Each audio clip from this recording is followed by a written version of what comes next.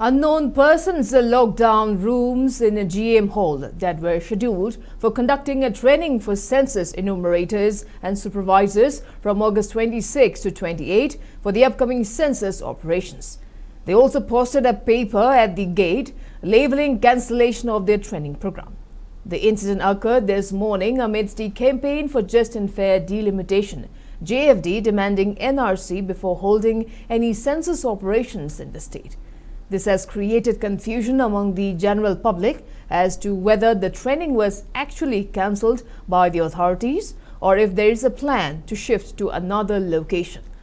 Notably, JFD has been strongly opposing the government's move to proceed with the census and has locked several government offices across various districts where the trainings for census enumerators and supervisors are conducted.